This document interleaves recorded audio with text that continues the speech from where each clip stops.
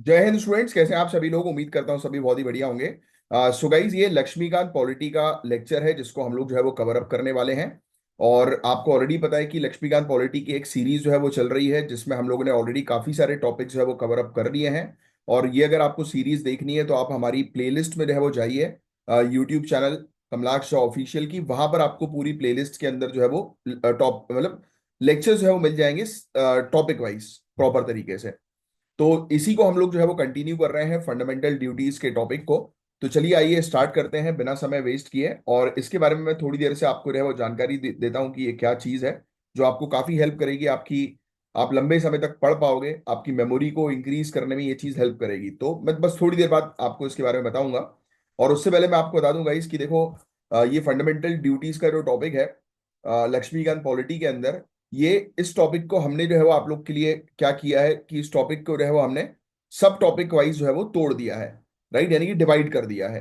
जिससे कि आपको अगर मेंस का क्वेश्चन कोई है और उसकी अगर आप प्रैक्टिस करिए और एकदम से आपका आंसर आपको बन नहीं रहा है, तो आप क्या कर सकते हो, सिर्फ हमारे चैप्टर वाइज इंडेक्स को देख सकते हो। तो इससे आपको काफी हेल्प मिलेगी। जैसे फॉर एग्जाम्पल कि आपको स्वर्ण सिंह कमेटी के रिकमेंडेशन के बारे में पढ़ना है, तो स्वर्ण सिंह कमेटी के रिकमेंडेशन जो है वो हमने जो है बताया हुआ है कि पेज नंबर 7 में आप जाइए। आपको स्वर्ण सिंह कमेटी की ये देखो रिकमेंडेशन जो है वो आपको दिखाई देंगे। तो ये इस प्रकार से हमने प्रॉपर तरीके से एक हाई क्वालिटी की पीडीएफ जो है वो तैयार करी है, मटेरियल जो है वो तैयार किए हैं जो आपके एग्जामिनेशन में आपको काफी ज्यादा हेल्प जो है वो करने वाले हैं। तो ये देखो पूरा हर एक टॉपिक प्रॉपर प्रीलिम्स और मेंस पर्सपेक्टिव से हमने तैयार किया है। और अगर आपको इसकी पीडीएफ चाहिए तो इस दिए गए नंबर पर आप कांटेक्ट करके एक्सक्लूसिव टेलीग्राम चैनल को ज्वाइन कर सकते हैं। हमारा जो चैनल है यूट्यूब का कमलाक्ष झा ऑफिशियल, इस चैनल पर जितने भी लेक्चर्स जो है वो प्रोवाइड किए जाते हैं उसकी पीडीएफ जो है वो यानी कि शॉर्ट नोट्स के फॉर्म में सिविल सर्विसेज के पॉइंट ऑफ व्यू से आपको प्रोवाइड कर दी जाती है। तो आप उसको जो है वो ज्वाइन कर सकते हैं हमारे चैनल को। तो चलिए अब बिना समय वेस्ट किए हम लोग जो है वो स्टार्ट जो है वो करेंगे फंडामेंटल ड्यूटीज के बारे में। तो सबसे पहला पॉइंट, अब देखो आप ये पीडीएफ जो है इसमें तो हमने पूरी चीज जो है वो लिखी हुई है, आप मेरे ऊपर जो है फोकस करो, पहले चीजों को समझने पर हम लोग टारगेट करते हैं। ये पीडीएफ जो है वो आपको जो है वो नोट्स के तौर पर जो है वो दे दी जाएगी। अभी आपको सिर्फ टॉपिक को समझना है और टॉपिक को समझने के बाद फिर आप क्या करिएगा, उस पीडीएफ को जो है वो अच्छे से जो है वो एक बार रीड कर लीजिएगा पूरी की पूरी पीडीएफ को। तो कॉन्स्टिट्यूशन के किस पार्ट पे हम लोग को फंडामेंटल ड्यूटीज जो है वो देखने को मिलते हैं, तो पार्ट 4। कॉन्स्टिट्यूशन के पार्ट 4 के अंदर हम लोग को जो है वो फंडामेंटल ड्यूटीज जो है वो देखने को मिलते हैं। ये फैक्ट आप बहुत इंपॉर्टेंट है, ध्यान से ध्यान रखिएगा। ये ड्यूटीज गाइज एक रिस्पॉन्सिबल सिटीजन होने के लिए हमसे क्या एक्सपेक्ट करती हैं और एग्जाम के पॉइंट ऑफ व्यू से कैसे ये इंपॉर्टेंट है, ये पूरी चीजों के बारे में हम लोग चर्चा करने वाले हैं। सबसे पहले एक बेसिक सवाल, फंडामेंटल ड्यूटीज का कंसेप्ट हमारे संविधान में शुरू से था या बाद में ऐड किया गया? That is a biggest question. क्या मुझे कमेंट बॉक्स पर इसका आंसर बता सकते हो? तो देखो guys, fundamental duties originally constitution का पार्ट नहीं थे। तो ये फैक्ट देखो कितने अच्छे से हमने इस चीज को जो है वो क्लियरली मेंशन किया हुआ है। तो ये ओरिजिनली हमारे कॉन्स्टिट्यूशन के पार्ट जो है वो नहीं थे फंडामेंटल ड्यूटीज। ये 42nd अमेंडमेंट एक्ट 1976 के थ्रू ऐड किए गए थे स्वर्ण सिंह कमेटी की रिकमेंडेशन पर।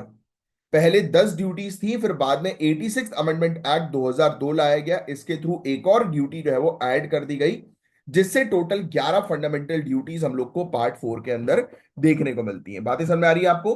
तो ये देखो कितना अच्छा फैक्ट है कि स्वर्ण सिंह कमेटी के रिकमेंडेशन पर हमें देखने को मिला कि फंडामेंटल ड्यूटी शामिल की गई थी 42nd कॉन्स्टिट्यूशनल अमेंडमेंट एक्ट 1976 के तहत। स्टार्टिंग में जो है वो सिर्फ 10 ड्यूटीज हम लोग को जो है वो देखने को मिली थी, बाद में जाकर एक और ड्यूटी जो है वो ऐड कर दी गई 86 कॉन्स्टिट्यूशनल अमेंडमेंट एक्ट 2002 के थ्रू। अब फंडामेंटल ड्यूटीज के थोड़ा सा बैकग्राउंड को जो है वो मैं आपको समझाने की कोशिश करता हूं। देखो गाइस, पहली चीज तो आर्टिकल 51A के अंडर आती है ये। पार्ट 4A जो इंडियन कॉन्स्टिट्यूशन का है उसके अंडर आती है। तो ये चीज आपको बहुत अच्छे से समझना है। किससे इंस्पायर्ड है ये? तो यूएसएसआर यानी कि रशिया के कॉन्स्टिट्यूशन से इंस्पायर्ड है, क्योंकि वेस्टर्न डेमोक्रेसीज जैसे कि यूएसए और यूके में फंडामेंटल ड्यूटीज का कंसेप्ट नहीं है। तो ये फैक्ट जो है वो ध्यान में रखिएगा कि यूएसएसआर से जो है वो इसको इंस्पायर जो है वो किया गया है। आगे की जो है वो चर्चा करें। अब मेरा एक क्वेश्चन है सिंपल सा, किस अमेंडमेंट एक्ट के थ्रू फंडामेंटल ड्यूटीज को शामिल किया गया? बताओ नीचे कमेंट बॉक्स पे लिखकर। और फंडामेंटल ड्यूटीज गाइज आपको बता दूं किसी भी सिटीजन के लिए लीगली इन्फोर्सेबल है या नहीं, ये क्वेश्चन पूछा जा सकता है कि फंडामेंटल ड्यूटीज किसी भी सिटीजन के लिए लीगली इन्फोर्सेबल है कि नहीं, यानी कि अगर आप फंडामेंटल ड्यूटीज को फॉलो नहीं करते हो तो क्या आपके खिलाफ कार्रवाई की जा सकती है? तो नहीं, फंडामेंटल ड्यूटीज नॉन जस्टिसेबल है। इस चीज पर भी आपको थोड़ा सा ध्यान जो है वो रखना है। राइट, देखो ये सब पूरी फंडामेंटल ड्यूटीज हैं जो हमने यहां पर बताई हुई है। तो ये क्या है? नॉन जस्टिसेबल है, पॉइंट नंबर 1। यानी इनको कोर्ट में इन्फोर्स नहीं किया जा सकता, लेकिन कुछ कानून को इंप्लीमेंट करने के लिए मतलब इसको यूज किया जा सकता है। राइट, अब देखो इसके अंदर फंडामेंटल ड्यूटीज की पूरी लिस्ट जो है वो हम लोगों ने आपके लिए जो है वो दी है। मैं आपको बताते चल रहा हूं, आप जो है वो ध्यान से चीजों को सुनते चलो। देखो, अब हम 11 फंडामेंटल ड्यूटीज को समझेंगे जो एक रिस्पॉन्सिबल सिटीजन के रूप में हमें फॉलो करनी चाहिए। पहला, कॉन्स्टिट्यूशन और नेशनल फ्लैग की रिस्पेक्ट करना। दूसरा, फ्रीडम स्ट्रगल के आइडियल्स को फॉलो जो है वो करना। राइट, यानी कि उन्होंने फ्रीडम इंडियन फ्रीडम स्ट्रगल में जो भी आइडियोलॉजी थी, राइट, तो उसको जो है वो फॉलो किया जाए। तीसरा, इंडिया की सॉवरेनिटी, यूनिटी, इंटीग्रिटी को प्रोटेक्ट करना। राइट, और ये सब टर्म्स अब आई थिंक आपको बहुत अच्छे से पता होंगे, हम स्टार्टिंग वाले लेक्चर्स में पढ़ चुके हैं। इसलिए जो भी स्टूडेंट अभी बीच से इस लेक्चर को जो है वो देख रहे हैं, तो आप, अगर आपको पॉलिटी पूरे अच्छे से पढ़नी है तो आप हमारी पूरी सीरीज को स्टार्टिंग से देखना शुरू करो। उससे आपको जो है वो काफी ज्यादा बेनिफिट जो है वो मिलेगा। तो देखो, मैं आपको जो है वो क्या चीज जो है वो बता रहा था कि तीसरा जो है फंडामेंटल ड्यूटीज, कि इंडिया की सॉवरेनिटी, यूनिटी और इंटीग्रिटी को प्रोटेक्ट करना। चौथा है कंट्री को डिफेंड करना और जरूरत पड़ने पर सेवा देना।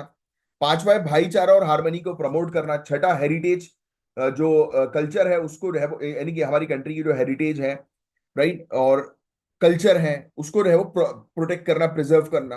राइट, सबका सम्मान करना, सबके कल्चर की रिस्पेक्ट करना, ये सब चीजें इसमें आ जाती हैं। एनवायरमेंट को प्रोटेक्ट करना फंडामेंटल ड्यूटीज है, बहुत इंपॉर्टेंट, इससे रिलेटेड क्वेश्चंस बन सकते हैं।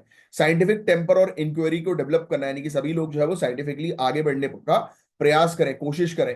राइट, फिर इसके अलावा पब्लिक प्रॉपर्टी को सेफगार्ड करना, प्रोटेक्ट करना पब्लिक प्रॉपर्टी को। इंडिविजुअल्स और कलेक्टिव एक्सीलेंस के लिए काम करना। राइट, कि इंडिविजुअल भी अपनी ग्रोथ करना और सब लोग कलेक्टिवली भी अपनी ग्रोथ जो है वो कर सकें, उस पर भी काम करना, है ना। फिर ये चीज हम लोग को देखने को मिलती है। फिर 11वीं और बहुत इंपॉर्टेंट, 6 से 14 साल के बच्चों को एजुकेशन प्रोवाइड करवाना। तो मेरा एक क्वेश्चन है, इसका आंसर आप लोग बताएं कि फंडामेंटल ड्यूटीज और फंडामेंटल राइट्स में क्या डिफरेंस है। राइट, कमेंट बॉक्स पर आपको लिखकर बताना है, चाहो तो जो है वो आप लिख सकते हो, मैं आपको उसका एक आइडिया जो है वो दे देता हूं।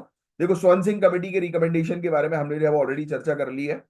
राइट, ये फंडामेंटल ड्यूटीज के बारे में पूरी चीज हमने बता दी है। मेंस में भी आप डिस्क्रिप्टिव तरीके से जो है वो मेंशन जो है वो कर सकते हैं। हमने और भी डिटेल में, यानी कि कैसे लिखने हैं आंसर्स को, इसको बता दिया। बाकी अंडरस्टैंडिंग के लिए जो चीज अभी तक मैंने आपको बताई, वो चीज आपको जो है वो फॉलो करनी है। ठीक है, देखो ये फिर से हमने पूरी चीज जो है वो यहाँ पर मेंशन करी कि आप मल्टीपल टाइम जब रिकॉल करो, रिवाइज करो इस शीट से, इस बुकलेट से, तो आपको इसमें फायदा हो काफी ज्यादा, है ना। देखो, चलो, अब सुनना, मैं आपको चीजें बता रहा हूं, चाहो तो नोट डाउन जो है वो कर लो। एक तरफ फंडामेंटल राइट्स लिखो और एक तरफ लिखो फंडामेंटल ड्यूटीज। मैं सिर्फ तीन तीन डिफरेंस आपको बताऊंगा जो मोर देन सफिशिएंट है। फंडामेंटल राइट्स के अंदर सिटीजन्स को फंडामेंटल राइट्स प्रोटेक्ट करता है। राइट, अधिकार है ये सिटीजन्स की रक्षा के लिए है, तो ये सिटीजन्स को प्रोटेक्ट करता है। फंडामेंटल ड्यूटीज के अंदर लिख लो आप कि सिटीजन से एक्सपेक्टेशन रखता है। Right, it expect from citizen, these are the duties which is a kind of expectation from the citizens। ये हमारे जो भारतीय नागरिक हैं उनसे कुछ इच्छा रखता है, एक्सपेक्टेशन रखता है ना। दूसरा, जस्टिसेबल होता है फंडामेंटल राइट, आप कोर्ट में जा सकते हो इसके उल्लंघन होने पर। और फंडामेंटल ड्यूटीज नॉन जस्टिसेबल होता है, बट फंडामेंटल ड्यूटी से रिलेटेड अगर कोई कानून बना है तो फिर कार्रवाई हो सकती है ना। यानी कि सभी फंडामेंटल ड्यूटीज नॉन जस्टिसेबल नहीं है, ऐसा नहीं हो सकता। ऑब्वियस सी बात है कि अगर आप नेशनल फ्लैग का सम्मान नहीं कर रहे हो, हमारी कंट्री की सॉवरेनिटी, इंटीग्रिटी पर की जो है वो रिस्पेक्ट जो है वो नहीं कर रहे हो, तो आपको पता है कि कानून जो है वो बने हुए हैं, तो आपके खिलाफ जो है वो कार्रवाई भी हो सकती है। नेशनल फ्लैग को सम्मान नहीं करने के ऊपर बहुत सारी चीजें हैं, क्योंकि आप इंडियन सिटीजन हो, तो ये सब चीजें करना जरूरी है। जो इंडियन सिटीजन होने के बावजूद इन सब चीजों की रिस्पेक्ट जो है वो नहीं कर रहे हैं, तो उनके खिलाफ तो सख्त कार्रवाई जो है वो बनती है गुरु। आपका क्या विचार है? तीसरा बस डिफरेंस लिख दो कि फंडामेंटल राइट्स पार्ट 3 में है और ये पार्ट 4A में। देखो, मैंने आपको ये आइडिया दिया है कि अगर डिफरेंस आते हैं ना तो इस तरीके से आप डिफरेंस जो है वो लिख सकते हो। कौन से आर्टिकल में है ये डिफरेंस आ गया, कौन से पार्ट में है ये डिफरेंस आ गया, कितनी बार अमेंडमेंट हुआ, ये डिफरेंस आ गया है ना। तो वो सब चीजें। नेक्स्ट, अब इंपॉर्टेंस की जो है बात करूंगा मैं आपसे। ये सब चीजें देखो इसमें लिखा हुआ है, पूरी एक एक चीज को हमने और डिटेल में जो है वो एक्सप्लेन किया हुआ है, जो आपको मेंस में जो है वो हेल्प करेगा।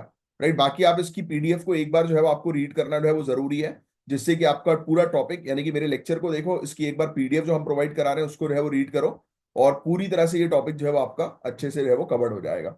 हमने क्योंकि बहुत डेप्थ में जो है वो पूरी पीडीएफ को जो है वो मेंशन जो है वो किया है, वो बाकी मेन सेम चीज जो है बार बार है, फंडामेंटल ड्यूटीज के जो है वो क्या फीचर्स हैं इस प्रकार से, है ना। तो ये सब चीजें नॉन जस्टिसेबल जो मैंने भी आपको जो है पढ़ाया, पैट्रियोटिज्म नेशनल इंटीग्रिटी को प्रमोट जो है वो करती है ना। फंडामेंटल ड्यूटीज जो है वो उसके अंदर मॉरल वैल्यूज लिखी हुई है, सिविलियंस की रिस्पॉन्सिबिलिटीज मेंशन्ड है कि हमारे नेशन के लिए, हमारी सोसाइटी के लिए, एनवायरमेंट के लिए सिटीजन को क्या करना चाहिए।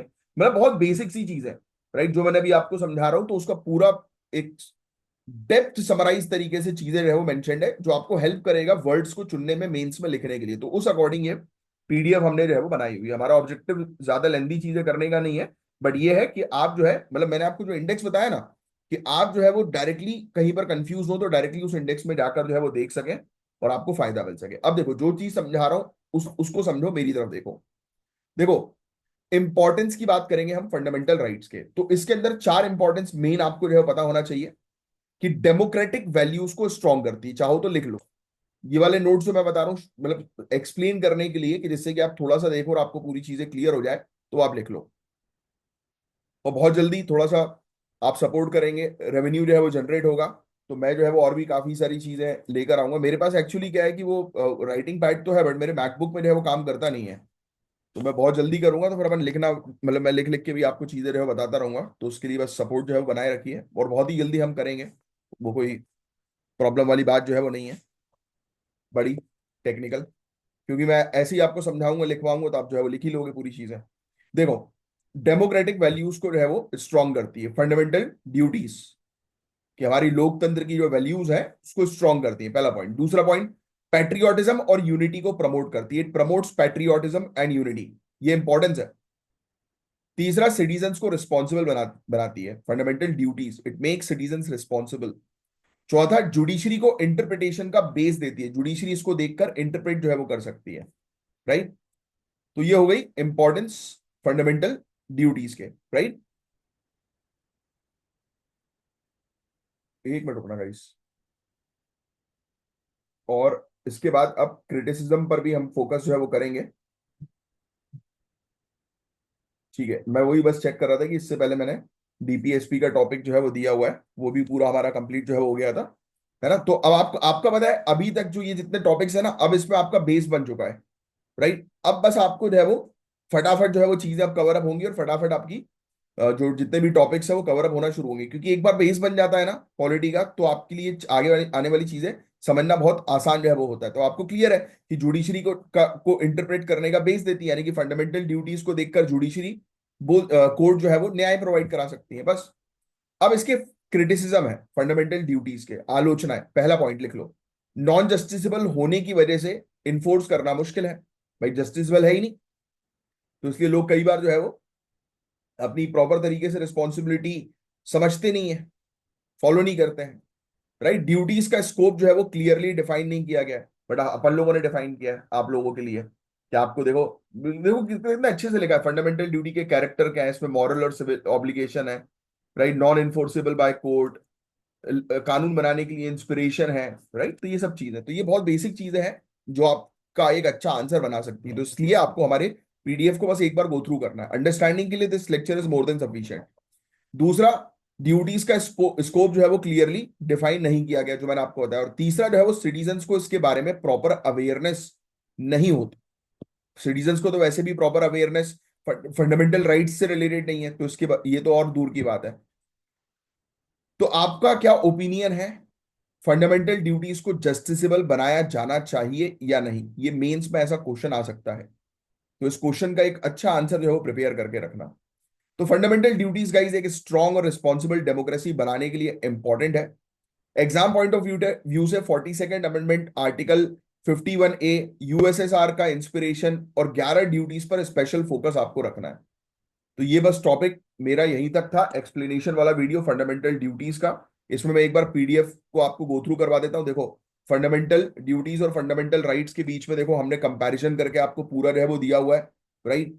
कि फंडामेंट देखो यहाँ पर फंडामेंटल राइट्स का नेचर बोलता है कि ये लीगल और इन्फोर्सेबल है, ये बोलते हैं कि नहीं ये तो मॉरल ड्यूटीज है और इन्फोर्सेबल नहीं है। फंडामेंटल राइट्स को कोर्ट प्रोटेक्ट कर रही है तो ये इसको नहीं कर रही है। तो देखो हमने कितने अच्छे से पूरी पीडीएफ आपके लिए रेडी की हुई है, राइट। इसमें लिखा हुआ है एक और हमने पॉइंट जो है वो दिया हुआ है, enforceability and judicial response to fundamental duties. अब देखो अगर बाई चांस मेंस में ऐसा कोई क्वेश्चन जो है वो आ जाता है, क्या कोर्ट इसको लागू नहीं कर सकती? कर सकती है भाई। जो भी पर्टिकुलर कानून जो है जो फंडामेंटल ड्यूटीज को जो है वो प्रमोट कर रहे हैं, राइट, और जो नेशनल इंटीग्रेशन और एनवायरमेंट प्रोटेक्शन से रिलेटेड है, तो कोर्ट बिल्कुल उसको जो है वो सही करार जो है वो कर सकती है। तो इनडायरेक्टली कानून के थ्रू फंडामेंटल ड्यूटीज लागू होती है, कोर्ट के ऑर्डर के थ्रू लागू होती है, जुडिशियल अवेयरनेस के थ्रू लागू होती है। राइट्स और ड्यूटीज के बीच में बैलेंस रखना is also very very important, right. तो ये चीजें हम लोग को देखने को मिलती हैं। और फोकस क्या हो गया? क्या हो गया तुमको? हाँ, आ जाओ। ये देखो, ये देखो, दौलत ऐसे आ जाता है मेरे पास। बस बस बस बेटा, काट के चला गया। चलो, अब देखो कोर्ट्स ने जो है वो किन किन जगहों पर फंडामेंटल ड्यूटीज का जिक्र जो है वो किया था। तो ये बेसिक हमने आइडिया जो है वो आपको दे दिया, जैसे कि एनवायरमेंट प्रोटेक्शन के लिए MC Mehta versus union of India के केस है। ये सब चीजें याद रखने की नहीं, बस एक बार रीड करने के लिए, यानी कि आपका एक आइडिया बनाने के लिए जो है वो काफी अच्छा है। फिर फंडामेंटल ड्यूटीज का जो मैंने अभी आपको आलोचनाएं बताई, देखो यहाँ पर पूरी जो है वो मेंशन है कि काफी सारे स्कॉलर्स बोलते हैं कि भाई ये जो है वो एग्जिस्टिंग लीगल और मॉरल मॉरल ऑब्लिगेशंस ऑलरेडी अलग अलग कानून में प्रेजेंट है, फिर से इसको बनाने की जरूरत थी नहीं। तो ऐसी चीज है, इसके अंदर चीजें क्लियर नहीं है, जो मैं अभी आपको ऑलरेडी बता चुका हूँ। जो पूरी चीज मैंने अभी तक आपको समझाई उसका ये डेप्थ पूरा पीडीएफ हम लोग को देखने को मिलता है, जिसको बस एक बार बस आपको मतलब एक बार रीड बस करना है, गो थ्रू जो है वो करना है। बाकी मैं आपको एक एक पेज का आइडिया जो है वो दे देता हूँ। तो इन्फोर्सिबिलिटी की कमी है, इसका नेचर जो है वो नॉन जस्टिस में सेम वही चीज बार बार रिपीट होगी, मॉरल पर्सपेक्ट वर्सेस लीगल ऑब्लिगेशन। अब आप बोलोगे सर बार बार रिपीट क्यों करवा रहे हो, इसमें तो हमारा टाइम कितना लगेगा? नहीं, एक बार आपको जो है वो रीड करना है। आप टॉपिक को समझ गए हो मेरे इस लेक्चर से, अब आपको बस एक बार जो है वो चीजों को गो थ्रू कर लेना है, राइट, रीड जो है वो कर लेना है, राइट। ये आपको हेल्प करेगा आपके मेंस में और प्रीलिम्स में रिकॉल करने में। हमने बार बार चीजें इसलिए रखी कि क्योंकि अगर आप एक बार भी पीडीएफ पूरी रीड कर लो तो आपका इसी पीडीएफ को रीड करने में मल्टीपल टाइम्स टॉपिक का रिवीजन हो जाएगा और टॉपिक आपके दिमाग में बैठ जाएगा। देखो मॉरल ऑब्लिगेशन और राइट्स के बीच में क्या डिबेट्स है, अगर ऐसा कोई मेंस का क्वेश्चन आ जाए तो पूरा हमने आंसर जो है वो आपके लिए जो है वो तैयार करके दिया है। डीपीएसपी के साथ इसका ओवरलैप जो है वो हो जाता है, जैसे मैंने आपको बताया ना कि ये भी जस्टिस नॉन जस्टिसेबल है, डीपीएसपी ये भी नॉन जस्टिसेबल है, तो ओवरलैप हो जाता है। देखो हमने समरी भी दे दी क्रिटिसिज्म की, कि क्या क्रिटिसिज्म है, रिडंडेंसी, काफी सारी ड्यूटीज ऑलरेडी काफी सारे कानून मॉरल ट्रेडिशन में कवर्ड है, सेम चीजें ऊपर समझाई थी उसको ये शॉर्ट में जो है वो दे दिया, कि जिससे आप फिर से रिवाइज भी कर सके और शॉर्ट फॉर्म में जो है वो अपने दिमाग में बैठा सके। अब इसका महत्व क्या है, तो ये चीज तो आप समझ ही चुके हो। सिविल रिस्पॉन्सिबिलिटी को प्रमोट करने का रोल, राइट, इसका हम लोग को देखने को मिलता है। एजुकेशन और पब्लिक अवेयरनेस क्रिएट जो है वो करती है, राइट, अलग अलग चीजों के थ्रू इंकरेज करती है कि एक पब्लिक अपना बिहेवियर रिस्पॉन्सिबल रखें, जैसे क्लीनलीनेस का स्वच्छ भारत अभियान वगैरह, है ना। इंडियन डेमोक्रेटिक फ्रेमवर्क के लिए इंपॉर्टेंट है, डेमोक्रेसी को स्ट्रेंथन करने का काम करती है, राइट्स और रिस्पॉन्सिबिलिटीज के बीच में बैलेंस क्रिएट करती है, नेशनल यूनिटी इंटीग्रिटी को प्रमोट करती है, कॉन्स्टिट्यूशनल वैल्यूज को बरकरार रखने का काम करती है, सेक्युलरिज्म, सोशलिज्म, डेमोक्रेसी, जस्टिस, ये सब, है ना। तो ये चीजें हैं। ऐसी वर्मा कमेटी एक 1988 की हम लोग को जो है वो देखने को मिली थी, जस्टिस जेएस वर्मा कमेटी। ये स्टैब्लिश हुई थी 1998 में और इसने बहुत इंपॉर्टेंट रोल जो है वो प्ले किया था कि फंडामेंटल ड्यूटीज को जो है वो ऑब्जर्व करने का, यानी कि उसका ऑब्जर्वेंस है उसको स्ट्रेंथन करो, मजबूत जो है वो बनाओ। तो कुछ नहीं था, बस ये आप बस इतना सा बस ध्यान रखेंगे, वर्मा कमेटी भी है जो फंडामेंटल ड्यूटी से रिलेटेड है। अच्छा, बाय द वे, फंडामेंटल एक क्वेश्चन फिर से, फंडामेंटल ड्यूटीज को किस कमेटी के रिकमेंडेशन पर तैयार किया गया? कमेंट बॉक्स में लिख कर बताओ। ठीक है, क्योंकि फंडामेंटल ड्यूटीज की अवेयरनेस बहुत कम थी लोगों के बीच में, राइट। तो उससे उसके रिस्पॉन्स में ये कमेटी ने काम करना शुरू किया, इसकी नॉन इन्फोर्सिबिलिटी नेचर को ध्यान में रखते हुए काम करना शुरू किया, और लीगल और पॉलिसी मैकेनिज्म की आवश्यकता है फंडामेंटल ड्यूटीज को प्रमोट करने के लिए, इसके लिए काम किया गया था। बस इसको बस चेक करने के लिए दिया गया था कि भाई अवेयरनेस आपको बढ़ानी है, आपकी नॉन इन्फोर्सिबिलिटी इसकी जो है, तो उसको उस पर जो है वो ध्यान दोगे कैसे ठीक करें चीजों को, है ना। तो इन्होंने फिर अपना सजेशन दिया कि पब्लिक के बीच में अवेयरनेस बढ़ाओ, एजुकेशन के थ्रू, कैंपेनिंग के थ्रू, राइट, ऑफिशियल्स को जो है वो शामिल करो, गवर्नमेंट ऑफिशियल्स की ओथ और एफर्मेशन में ये सब चीजें शामिल करो, फंडामेंटल राइट्स को ड्यूटीज के साथ लिंक करने की कोशिश करो, है ना। पेनाल्टीज लगाओ, जैसे कि कोई कचरा करेगा तो उसके ऊपर फाइन लग जाता है ना, तो ऑब्वियसली फंडामेंटल ड्यूटीज, आपकी रिस्पॉन्सिबिलिटी आपके आसपास के एनवायरमेंट को आपको क्लीन जो है वो रखना है, बस। और क्या है उसके अंदर, और कुछ नहीं। That's it.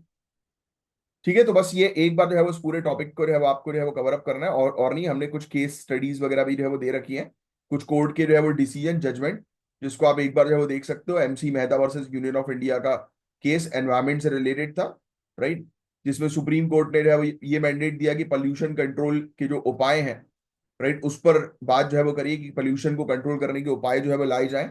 और कहा कि right to life under article 21 के अंदर इस चीज को भी रख दिया, जिसके अंदर पॉल्यूशन फ्री इन्वायरमेंट में जीना भी शामिल है। तो ये देखो, ये सब केसेस सिर्फ एक बार आपको सुनने के लिए इंपॉर्टेंट जो है वो होते हैं। कोर्ट ने जो है वो लाइमस्टोन की चूना की जो माइनिंग होती है डून वैली के अंदर, उसको जो है वो रोक दिया, क्योंकि इससे एनवायरमेंट जो है वो खराब हो रहा था इस केस के तहत। तो हमने केस स्टडी भी आपको दे दी, विनीत नारायण का केस। इसके अंदर करप्शन जो गवर्नेंस के अंदर हो रहा है, कई बार होता है ना कि भाई एनवायरमेंट जो है वो खराब हो रहा है, उससे मतलब नहीं है, अथॉरिटीज जो है वो करप्शन करके क्लियरेंस वगैरह जो है वो दे देती है। तो ये सब चीजें, एजुकेशन के लिए गवर्नमेंट के इनिशिएटिव है, एनसीईआरटी के अंदर फंडामेंटल ड्यूटीज को शामिल करो, पब्लिक के बीच में अवेयरनेस बनाओ, वही सेम चीज है। तो जब आप इसको पढ़ लोगे तो आपका एक अच्छा आंसर जो है वो रेडी हो जाएगा। तो आई होप कि आपको पूरी फंडामेंटल ड्यूटीज क्या होती हैं एग्जैक्टली, उसका मेन ऑब्जेक्टिव जो है वो क्या है, कोर ऑब्जेक्टिव, वो आपको क्लियर हो ही गया है, राइट। आर्टिकल 51 है, ये पूरे पॉइंट्स देखो मैंने पूरे बताया आपको। ये scientific temper, national unity and USSR से, रशिया से जो है वो इसको लिया गया है, राइट, मेनली, राइट, उससे हम जो है वो इन्फ्लुएंस हुए हैं। इसके अलावा जापान की जो है बात करें, जर्मनी की बात करें, यूएसए की बात करें, राइट, तो वो बेसिकली वहां से वेलफेयर और ये सब चीजें उठाई गई, बट वो सब आपसे पूछेंगे नहीं। बट स्पेशली मेन फोकस की अगर हम बात करें तो रशिया के अंदर मेन फोकस जो है वो किया जाता है।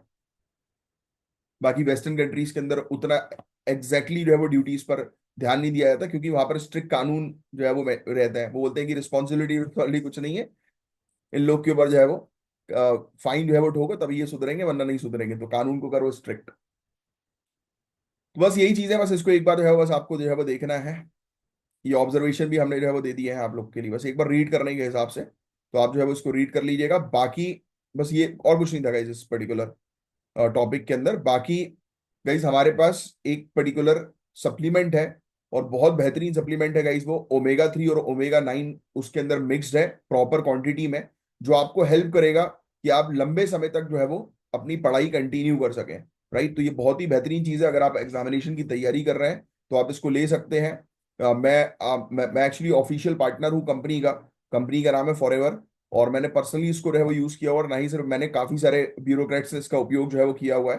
तो अब मैं इस कंपनी के साथ जो है वो जुड़ गया हूँ, जिससे कि आपको मतलब ये, हालांकि कंपनी काफी सारे प्रोडक्ट्स जो है वो बनाती है, बट मैंने बेसिकली इसकी ये वाले प्रोडक्ट का जो है वो यूज किया, मैंने और मेरी टीम ने, और काफी सारे ब्यूरोक्रेट्स ने जिनको मैं पर्सनली जो है वो जानता हूँ, तो उन्होंने यूज किया, तो उससे काफी फायदा जो है वो मिला है। आपकी मेमोरी पावर जो है वो, और इसका रिजल्ट, मतलब मैं आपको बता, मेरे कहने पर सिर्फ 1 महीने की कैप्सूल मंगा लो, यानी कि दिन में 2 बार खानी है, 60 कैप्सूल जो है वो आती है इसकी, और इसकी कीमत ज्यादा भी नहीं है, मतलब पर डे का 100 रुपए से भी कम यार।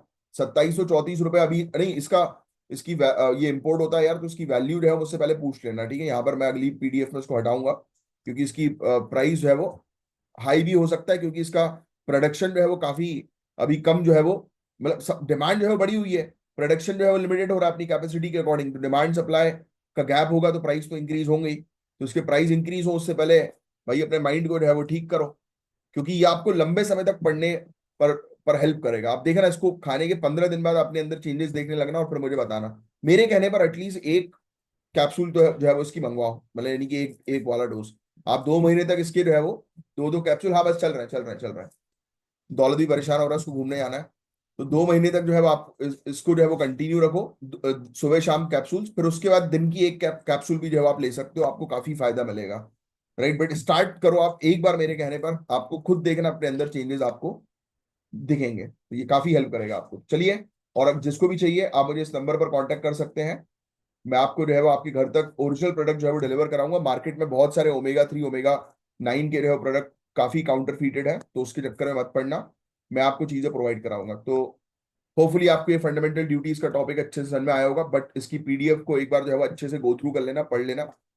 बाकी पूरी चीजें मैंने इसकी आपको डिटेल में एक्सप्लेन जो है वो कर दी है, जो चीज एग्जामिनेशन के लिए इंपॉर्टेंट है। चलिए, साइन ऑफ करता हूँ, मिलूंगा आपसे नेक्स्ट लेक्चर में, तब तक के लिए bye, take care, have a great day ahead, जय हिंद।